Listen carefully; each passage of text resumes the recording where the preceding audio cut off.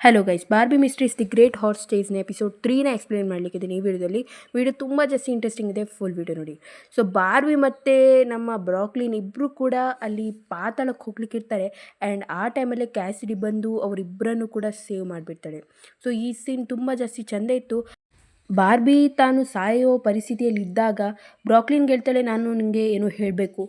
And ಬ್ರಾಕ್ಲಿನ್ ಹೇಳ್ತಾಳೆ, ಏನು?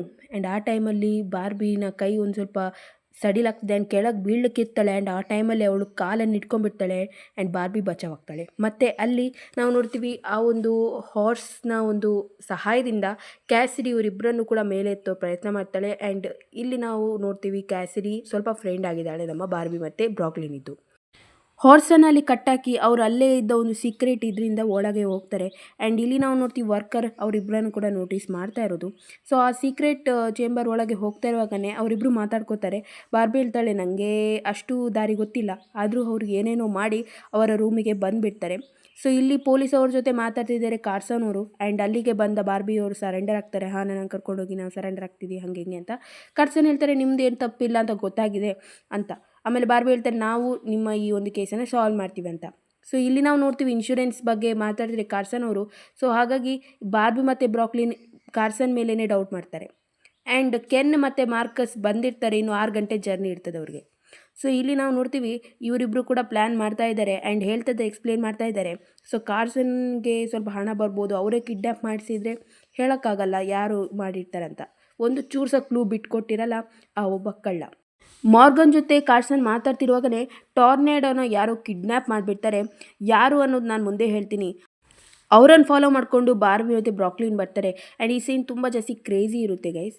And ನಾವು ನೋಡ್ತೀವಿ ಕಾರ್ಸನ್ ಕೂಡ ತುಂಬ ಜಾಸ್ತಿ ಹೆಲ್ಪ್ ಮಾಡ್ತಾರೆ. ಅವರು ಆ್ಯಕ್ಚುಲಿ ಹೇಳ್ತಾರೆ, ನಾನು ಹಿಂದೆ ಗಾಡಿ ಬಿಟ್ಟದ್ದು 1987ಗೆ ಅಂತ.